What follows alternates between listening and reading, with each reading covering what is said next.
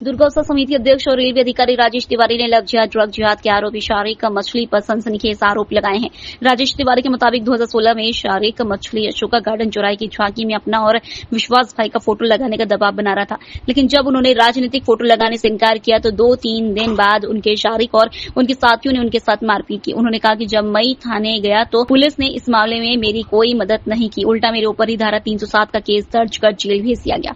तिवारी का आरोप है कि उन्होंने भी शारिक के खिलाफ शिकायत दर्ज कराई, लेकिन जैसे ही पुलिस ने जांच शुरू की 2021 में शारिक द्वारा उनका अपहरण कर कोकता के फार्म हाउस ले जाया गया, जहां उनके साथ जमकर मारपीट की गई, ड्रग दी गई और उनके अकाउंट से ऑनलाइन पैसे ट्रांसफर किए गए। आइए आपको सुना दें शारिक मछली के कुकर्मों की कहानी पीड़ित की जुबानी।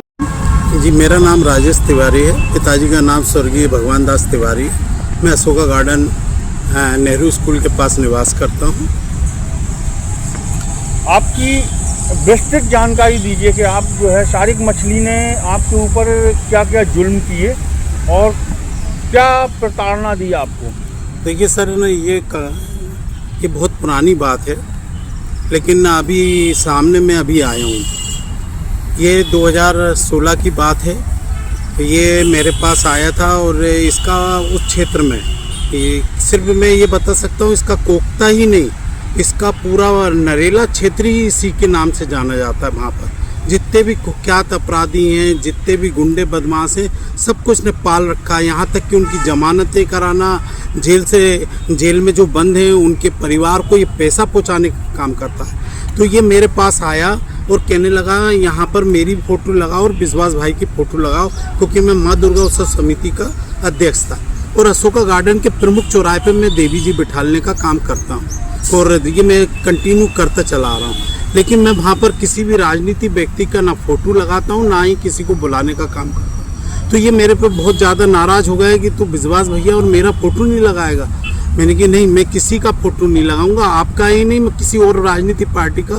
तो ये मुझसे नाराज़ हो गया और उसने दूसरे या तीसरे दिन मेरे ऊपर 3 या 4 लोगों के साथ आकर हमला किया, मेरी ये उंगली डैमेज कर दी और इसके साथ मुझे मारा। और जब मैं थाने में गया तो पता पड़ा मेरी रिपोर्ट लिखने से पहले ही इसने मेरे खिलाफ एक रिपोर्ट दर्ज करा दी, और वो भी 307 में मेरे खिलाफ मुकदमा, झूठा मुकदमा दर्ज करा दिया। उस टाइम के टीआई मनीष मिश्रा थे, वो मेरी सुनने को तैयार ही नहीं थे।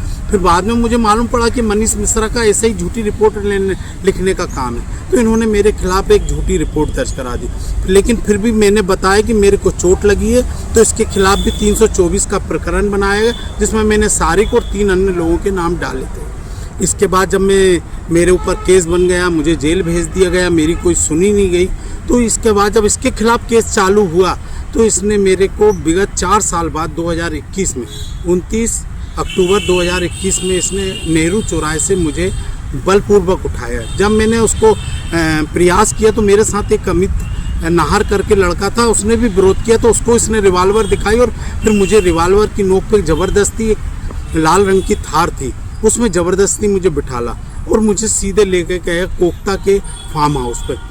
जब मैं वहाँ कोकता के फार्म हाउस पर पहुँचता हूँ तो देखता हूँ कि एक लड़की को तो ये घसीटते हुए, उसके बाल पकड़ते हुए अंदर खींच के ले जा रहे थे दूसरे। मैं वहीं घबरा गया कि इसका मतलब है कि ये कहीं मैं गलत जगह आ गया हूँ, क्योंकि मुझे फिर इसने ले आके दूसरे कमरे में बंद किया। लेकिन उस लड़की को जिसको बाल पकड़ के खींचते हुए जो इसके आदमी ले जा रहे थे, तो उसको दूसरे कमरे में ले गया। तो वहाँ से मुझे कई लड़कियों की चीखने की आवाज़ आ रही, जैसे ये उसके साथ गलत कृत्य कर रहे होंगे।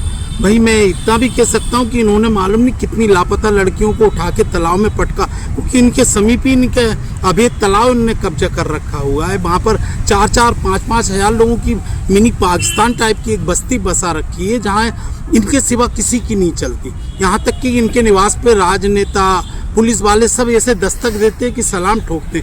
इसका ऐसा प्रभाव था। इन्होंने मुझे जाकर जब उस कमरे में बंद करके इसने मुझे बेल्टों से और डंडों से मारना चालू करा। इसके साथ 3 साथी और थे, तो जैसे सामने आएंगे तो मैं पहचान जाऊंगा। इन्होंने मुझे मारना प्रारंभ करा। फिर इसके बाद इसने मुझे एक द्रव्य चटाया जो मुझे लगता है एमडी था, इसने तो मुझे नशा टाइप का आ गया। फिर जब दूसरे दिन सवेरे उठा तो ये फिर इसने 10 बजे से सिर्फ मुझे मारना चालू करा।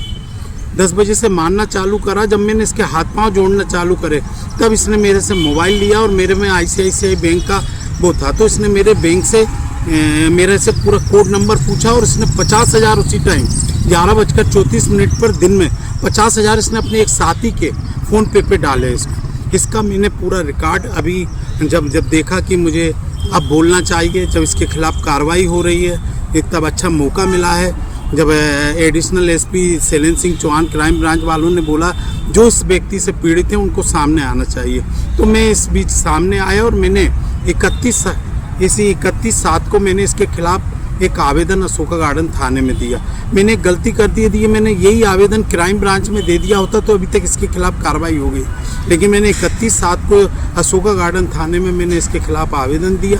जब कार्रवाई नहीं हुई तो मैंने ये आवेदन ले जाकर सीपी साहब को बताया। सीपी मिश्रा जी ने तुरंत जोन 1 के जो डीसीपी हैं उनको बोला कि ये लड़के के इस आदमी की कंप्लेंट दर्ज की जाए, लेकिन मैं देख रहा हूँ कि सीपी साहब ने 2 बार बोला, एडिशनल सीपी अवधेश गोस्वामी जी हैं उन्होंने 2 बार बोला कि तुम रिपोर्ट क्यों नहीं दर्ज कर रहे हो, उसको शशांक जी को बोला, लेकिन मुझे समझ में नहीं आ रही है। आज 12-15 दिन होने वाले हैं, जांच चल रही है।